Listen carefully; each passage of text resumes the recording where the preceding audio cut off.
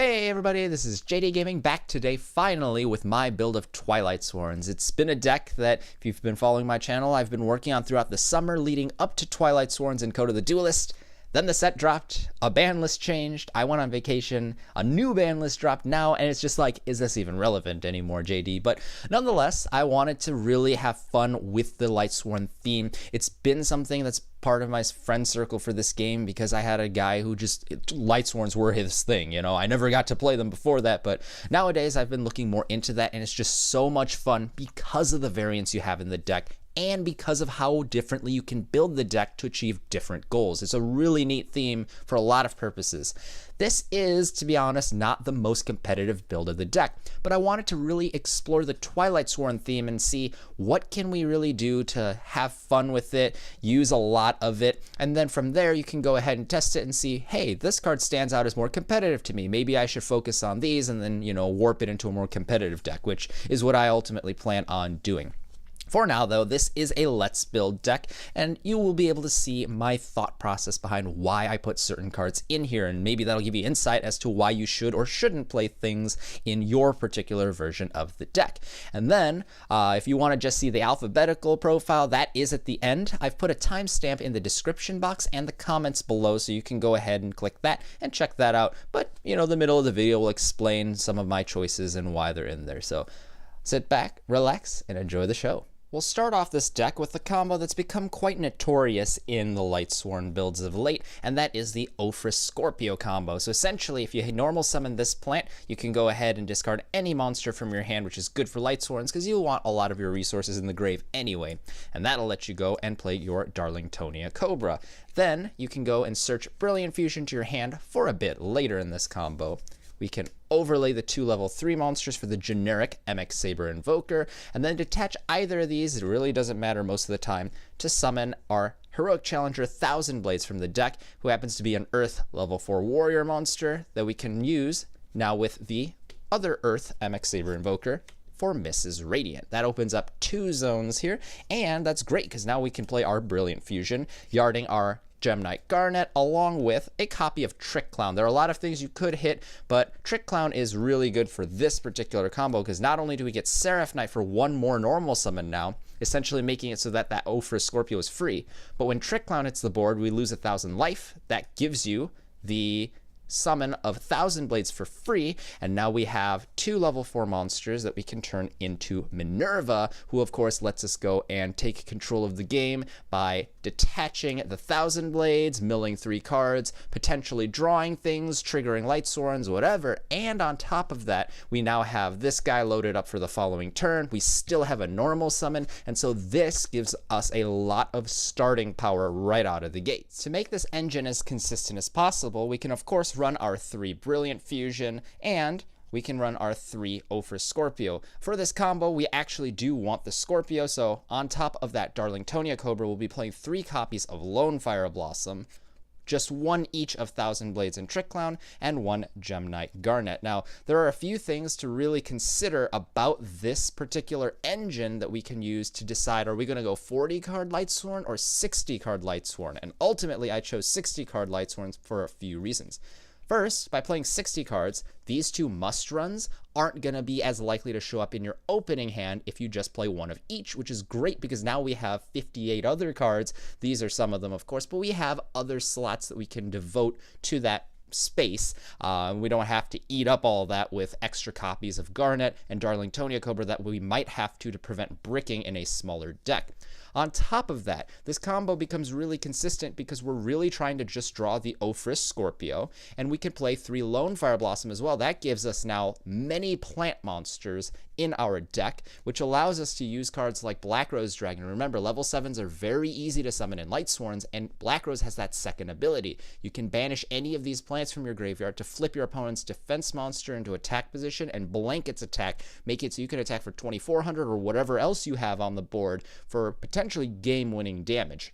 So this card is really good, not only because you're probably not playing back row, but you're also able to take advantage of the plants in the deck. So these really increase the quantity towards that 60 card limit, minimizing the chance of drawing these. And really, when you're playing Lightsworns, if you were playing a 40 card deck, playing a bunch of Lone Fire Blossoms actually gives you a lot of mills that you don't want to hit, because let's be honest, Lone Fire isn't the best thing you want to mill. It is nice when you're able to draw this and then cycle through all of them to then load 4 or 5 more monsters during the combo to then be able to banish for Fairy Tale Snow. So overall, everything just points towards playing a 60 card version of the deck if you want to run this engine, and so that's what I ended up doing.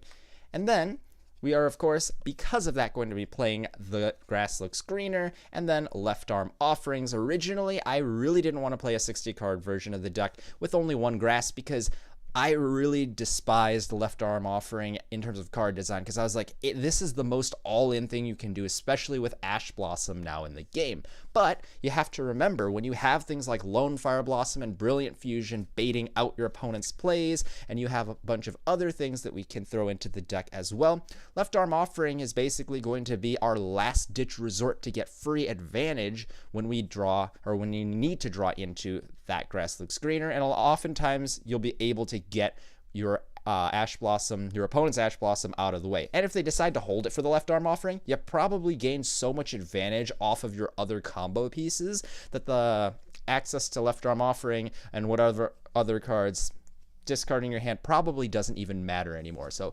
overall, we're going for 60. The next portion of the deck is then, of course, the classic Lightsworn. So we have our 3 Charge of the Light Brigade starting here, because this is the enabler of the deck. You're able to go and yard things, immediately trigger things, and you're able to search for whatever card you need. So it's consistency and power all in one card. It's amazing that this is finally back at 3, so we want to take full advantage of that.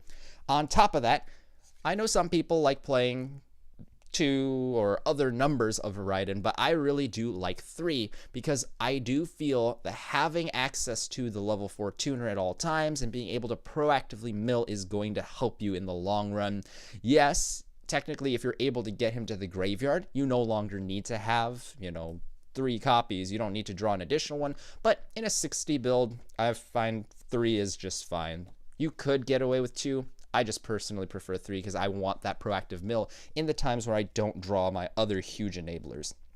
And then we're playing 3 Lumina, the Lightsworn Summoner, classic version. This, of course, lets you cycle through your hand to get things from your graveyard, enabling combos with Raiden for Black Rose or Michael, and setting up other cool combos as well. So this is our key enabler. Lets us go for Levier, lets us go for big plays like Trishula. You can do a lot of cool things with Lumina, so we're going to be playing her as a power card. And then we'll be playing, to maximize our chances of hitting things, we're playing 3 Wolf, but only 1 Felis. And the reason I only play 1 Felis is, although Wolf triggers on everything, spells, traps, whatever, hitting him to the graveyard, Felis is only by monster effect. And so since we lose her effect off of That Grass Looks Greener, she's really in here for a different Lightsworn name and an additional tuner monster, since Judgment Dragon will be something that we end up going for in this fun, classic type of build. 1 Minerva, because if you hit her, she's a different name, and you get another card for free, so she's never really a waste. And the fact that she's a level 3 tuner means you can go Lumina, Minerva, go Trishula, and other crazy fun things with her as well. So that's nice, and we will be able to fetch some dragons potentially down the line. 1 Lila, Lightsworn Sorceress. This just gives you all around a decent attacker, early game, I suppose, but really just control over your opponent's back row, and it's a different name.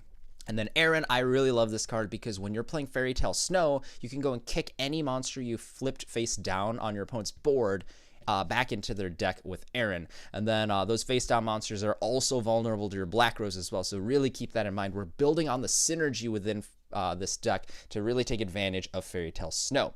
And then 3 Solar Recharge. This will help get extra Lightsworns you don't want that are dead from your hand to the grave where you want them for your Judgment Dragons, and give you some more draw cycling power. And of course, Judgment Dragon is your primary win condition because it just puts so much free damage on the board. You can just overwhelm your opponent regardless of what extra deck limit you may have, or link summoning capabilities you may have access to. So that's the Lightsworn portion. Conveniently for us, Konami actually did quite a good job at actually making the Lightsworn portion mesh well with the Twilightsworn portion. So we are going to be playing 2 copies of March of the Dark Brigade. So this is relatively new. It's a card that says you target any Lightsworn monster in your graveyard that has a level. So no Minerva, but anything else. And then you can go and add it to your hand. Banish a number of cards from the top of your deck to equal the original level of that monster in your hand, and you can only play 1 per turn. So essentially, if you were to use this and fetch a Lumina, for instance, you mill 3 from the top of your deck, but they get banished instead of getting milled. And this is really cool because on top of Charge of the Light Brigade, giving you access to 3 copies of Rhoda for the deck, you have 2 reverse Rhodas. It's essentially a Warrior Returning Alive. You can fetch any Lightsworn you need from your graveyard. So those things you threw to the graveyard for Judgment Dragon as just extra names now become accessible toolbox pieces, like when you need Lila for back row removal or have Aaron and you can kick away a defense monster. So it gives you a lot of consistency just for raw milling that the deck is already able to do. And on top of that, banishing Lightsworns is what we ultimately have to do to bring out our Punishment Dragon. We're just playing 1 copy here because although you are able to summon this quite easily using Fairy Tale Snow, it does really go against what you normally would do for your other Lightsworns, and banishing effects aren't quite as common and easily accessible beyond Fairy Tale Snow. So just 1 copy of Punishment Dragon. It's basically your 4th JD. Essentially, if you've never seen this card, it's JD, but the way you summon it is by having 4 or more banished Lightsworns with different names, and then you can, as a quick effect during either turn, pay 1,000 life points to shuffle everything in the graveyards and face up in the banish for both players, except Lightsworn monsters, and put them back into the deck, which is really cool for recovery because you can recycle everything that you want back in your deck for longevity, and you're able to just disrupt your opponent's graveyard plays and whatnot with your 3K beater. And then, much like any of your other Twilightsworns that we're going to get to, whenever your Lightsworn monster's effect makes you mill a card or really activates its effect, you can send, or you have to send, the top 4 cards of your deck to the graveyard. So that parallels Judgment Dragon's end phase effect.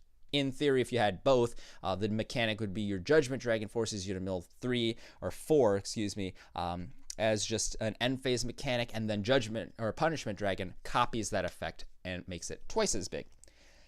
We are next going to play 3 copies of Lumina. I know a lot of people in the TCG like playing just 1 copy of this, but a lot of the OCG lists I looked into very in depth end up playing 3 of these. And the reasoning is pretty obvious. When you have Lumina Twilightsworn Shaman, you don't have to actually lose a resource to summon a monster, because she says you can banish a Lightsworn monster from your hand or graveyard to target any of your banished Lightsworn monsters and summon that, and you can only activate the effect of Lumina Twilightsworn, or rather you can't use Lumina Twilightsworn Shaman to summon another Twilightsworn Shaman, but you can summon a regular Lumina and then continue looping through her with her actual discard effect.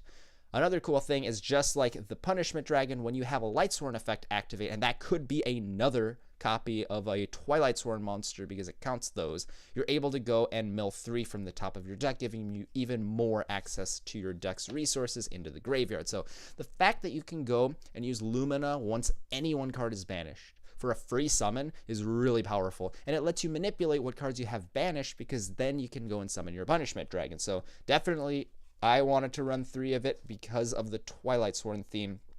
Realistically, if you were playing more competitive, you could get away with playing 1 copy and 1 of the original Lumina. Like, there is a lot of variability possible in this deck, depending on how you want to play it. But I just wanted to explore more into the Twilightsworn theme. We have, for that very reason, 1 Lila and 1 Raikou. So both of these, again, will let you mill 3 cards when a Lightsworn monster's effect is activated.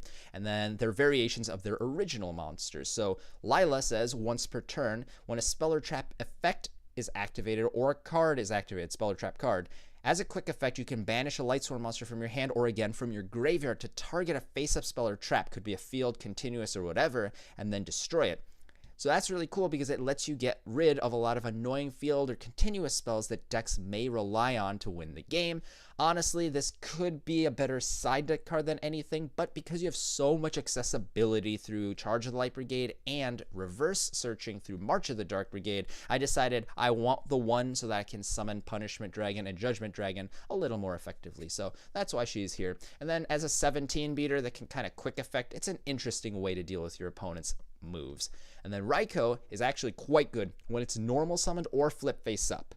You can banish a Lightsworn from your hand or graveyard, same cost, to banish any card on the field without targeting. Again, a bit slow, but if you're able to give up that normal summon right when you need it, you search it with Charge, you reverse search it with March of the Dark Brigade, just give up your one normal summon that turn, and you can get rid of any card pretty much no questions asked, because it's so difficult to stop a non-targeting banish effect. And the fact that you're just playing one means you can use that for Judgment Dragon as well. And you can even just set it like an original Raikou. So, the fact that it's so accessible means you don't have to worry about, oh, but I give up my normal summon. Well, you can choose when you do it thanks to your other spell cards. And then to really finish out this deck, we want to make sure we can actually summon our Judgment Dragon. So we're going to go ahead and play 2 copies of Eclipse Wyvern. This is my favorite way of just getting to your Judgment Dragon. I know you can play other cards like Monster Reincarnation and Beckoning Light. I love both of those cards as well, but this is, I think, the most consistent way of doing things, because you really want to pull your Judgment Dragons and Punishment Dragon out before you mill them, because this deck mills so fast, you are going to lose Judgment Dragons down the line. So want 2 copies of that. But we need some way to banish that. We'll get to that in just a second. 1 Foolish Burial will let us hit the Eclipse Wyvern, lets us hit Trick Clown, it lets us hit Wolf, it lets us get whatever we need into the graveyard at any time. So it's a very powerful card, obviously a staple in Lightsworns for its flexibility and power.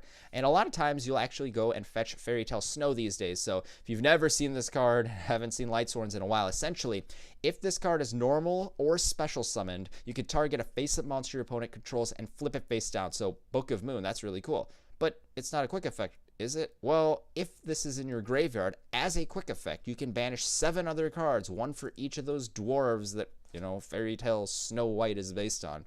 And you can go ahead and summon this card.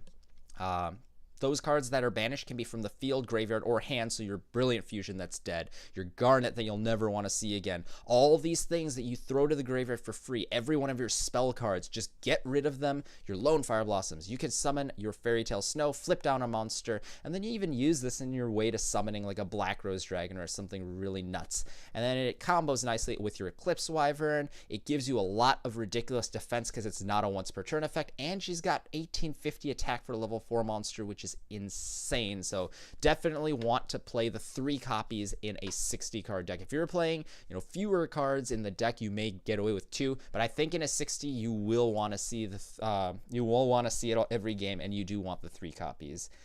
Then to precision get rid of the Eclipse Wyvern, we'll be playing 2 copies of Black Dragon Collapse Serpent and its counterpart, the White Dragon Wyvern Burster. So these are the mini Chaos Dragons, if you remember them. Basically, they're 1800 and 1700 attack level 4 monsters that function very similarly to Reborn Tengu. You summon them by banishing the opposite attribute. So banish a light monster like Eclipse Wyvern or any Lightsworn to set up for a Twilightsworn play. Or just banish your Collapse Serpent or Punishment Dragon or any of your Twilightsworns for Wyvern Burster, and you can bring it out. Use it for a synchro, link summon, whatever, and if it hits the graveyard from the field, you can search the opposite copy once per turn, which is very, very fun. You can just synchro summon, link summon without losing advantage, which is amazing for these, and you precision control your extra resources in the graveyard, so really a big fan of these. These are just amazing in here. And then, very similarly, I mean, what Chaos deck wouldn't play to BLS, of course? So we are playing this because this is just a more powerful version of those dragons, although early game it may not necessarily be viable unless you're able to mill something really quickly with a charge or a Raiden or something. Usually by turn 2 at the very latest, you're going to have this, and quite honestly, if you drew this turn 1, you're probably going to be able to summon it. It's just a matter of whether or not you could safely attack and take advantage of its abilities to win the game. But, BLS, if this card were at 3, you'd probably play 3 in this build because you have access to so many lights and dark monsters. It's still a game winner, folks. 3,000 body for free, they can attack twice. Throw a Judgment Dragon in there, and you're just going to win in a single turn. And then to finally cap out the deck, we are playing the Soul Charge because just like BLS and the other Chaos monsters, we're able to take advantage of the cards in our graveyard and really just make an impossible board for your opponent to break through. So that's really why this card's in here. I know this is kind of like a, wow, well, that's kind of an obvious ending to this, but, it is what it is. It's a powerful card. We're going to play it. And then our extra deck, you expect the Michael. We already went through some of the combo pieces, so I won't go through those again. One Omega at level 8. We'll go through all the 8s. So we have these 3 level 8s. We have Omega is your fun little card, lets you combo with all your banish effects, lets you go and just dodge your opponent's plays. You know, it's an amazing card to go into for a lot of generic purposes, and that's why we're playing it. Scarlight lets you go and win games that you normally wouldn't, because it lets you go and destroy your opponent's board when they overcommit. And then since it can still attack for 3k, you know, in a beatdown deck like this, you're probably going to be able to kill your opponent with a 3000 within a turn or two. And then you have Stardust Dragon, mainly because there are a lot of things you can go and counter when your opponent's trying to just negate or destroy your monsters, because since you don't play trap cards, you pretty much want to protect your board with a Stardust Dragon, and these two in particular are able to leave the board quite easily and come back, which means you free up your link zones. That's why these cards are in here for that. And then we have Trishula. This card's actually got a lot of ways you can summon it. I mentioned you can go any of like the Lumina monsters, and then like a Minerva. You can also go, and if you wanted to play Glow Up Bulb, you could probably do that. There are just a lot of different combinations you could do with this deck, because you have different level monsters, 4s, 3s, 2s, you know, just go and summon this thing. There's so many ways to do it, and it's still an amazing card that lets you take control of the game when you get rid of your opponent's key combo pieces. One Levier, because this thing is amazing with the Twilightsworns. You basically go Lumina, or Twilightsworn Shaman, I should say, will let you summon this card pretty much for free, and then you can go and summon something else, and then use that along with this to make a link monster, and then go and probably, if you summon like a Lumina, you can go and do more stuff. So this is a huge enabler, thanks to that Lumina Twilightsworn Shaman. So you definitely want to play the one Levier. And then, last 2 Xyz, I'm just playing this for rank 4s. I'm already playing the 1 Minerva, and I think 1 is enough, to be honest, because of the hard once per turn clause. If it didn't have the Minerva can only use this effect once per turn, I'd probably play 2. But most games, I never needed the second copy, and so I just went for power. We're going Utopia and Lightning, and this is even greater when you're able to go and Black Rose your opponent's monster, attack them for 5,000, and that's probably going to kill them even early game. So, very powerful card. You definitely want access to if you have the slot, and I honestly think you do. And then a couple more link monsters to wrap things up. We're playing the Proxy Dragon because we already have access to the Mrs. Radiant already, so we can open up more zones. And then Decode Talker's in here because when you have Mrs. Radiant, if you have, you know, the Minerva, you've used its effect. Let's say you want to get rid of it, you could proactively get rid of it by summoning the Decode Talker instead of that Mrs. Or you can turn Seraph Knight plus Mrs. Radiant into Decode Talker. And the best part is, because you have Fairy Tale Snow in the deck, you don't have to worry about your opponent's link marker most of the time, because you can just get rid of whatever would be used there, or lock it down, or you make it so that monster your opponent can play there is irrelevant most of the time. So it's a safe pick. It lets you combo off of your cards that you put out turn 1 anyway with that Brilliant Fusion for Scorpio play. So I really do think it works here. And, you know, I mean, if you want to play a different link monster like Gaia Saber, you could. If you wanted to play some other monster in there entirely instead of a link monster, that's possible too. I did find personally, though, a lot of times you do want an additional link monster just so you have the ability to clear that Mrs. Radiant or other monsters. Like if you have like a Chaos Dragon, you want to be able to use that, you know, get advantage off of that, make your board wider. Decode Talker lets you do that. Plus, if you think about it, Decode Talker also has that negation ability, helps you protect your board, which is quite nice, especially when you combine it with Fairy Tale Snow. I already mentioned Fairy Tale Snow makes it so your opponent's monsters are irrelevant. Well, if you summon Fairy Tale Snow here or here, you can use it to pay the cost, at which point you can summon the Fairy Tale Snow again if you have enough cards, and then keep blocking your opponent's cards from targeting you, from using their effects if they're ignitions. Like, it's just an insane card with Fairy Tale Snow. So I think it makes sense there. If you watched the video in its entirety, thanks. Hopefully you guys enjoyed seeing all the thought that went into this particular build of the deck. Admittedly, this is not entirely my creation. I've borrowed different engines from people who have different experiences with this game, but it all makes sense to me. I came to this particular version because I wanted to make certain things happen in the way that I explained. And I encourage you guys to do the same with Lightsworns. There's so many different ways to play this deck that, you know, you have a 60 card deck with so many engines that it can work with. that you could throw into here or use them as an engine for, that you really can push this deck to the game's extremes and have a good time with many different builds. So really explore what the theme can do for you and see what resonates with you as a player. We're going to go through the main deck first here. So starting off, we have a double Black Dragon Collapse Serpent, double VLS, finally. We have double Eclipse Wyvern, one Aaron, triple Fairy Tale Snow. You could tell I thought she was going to get limited, but she didn't. One Felis in the deck, one Heroic Challenger Thousand Blades, triple Judgment Dragon, triple Lone Fire Blossom, triple Lumina of each variety, and one of each of the Lilas as well. We have a Minerva, the monster, the main deck monster version, Performage Trick Clown, Darling Tonia Cobra, triple Ophir Scorpio, Punishment Dragon, triple Raiden, one Raikou Twilightsworn Fighter, double Wyver Burster, triple Wolf, and a Gem Knight Garnet for our monsters. I have no clue how many that is, but count the spells if you really want to know counts. It's a 60 card deck overall. We have triple Brilliant Fusion, triple Charge of the Light Brigade, Foolish Burial, triple Left Arm Offering, double March of the Dark Brigade, triple Solar Recharge, Soul Charge, and That Grass Looks Greener. So this was 10, 11, 12, 13, 14, 15, 16, 17. So that makes it 17 spells, and then 43 monsters, which is insane, but you know, this type of deck can really do it, and it's a lot of fun to do so. And then for our extra deck, we have at 7 Black Rose Dragon and Michael the Arc Lightsworn. We have at 8 Psyframe Lord Omega, Scarlet Red Dragon Archfiend, and Stardust Dragon. 9 is the Mighty Trishula, and then for Xyz we have Levier and MX Saber Invoker at 3, Minerva, the Exalted Lightsworn, and then the Utopia package for kind of the rank 4 group here, and then we have Mrs. Radiant and Proxy Dragon to kind of get more access to our zones, and of course the Decode Talker that you can combo with your other Link monsters, and then Gem Knight, Seraph Knight in here for all the crazy combos you can do with the Brilliant Fusion engine. That's the end of this video, but if you enjoyed it, I encourage you guys to leave a like and share it so we could spread the video to as many other people who may enjoy the content as well. If you like this series, you can see more of it by clicking the video annotation on the right, or you can click the one on the left to see the last video I did. And if you really enjoyed what you saw today, then I invite you guys to subscribe to JDGaming to see more Yu-Gi-Oh! Updates. Thanks guys, this is JDGaming, hope you guys enjoyed as always, and I'll see you guys next time.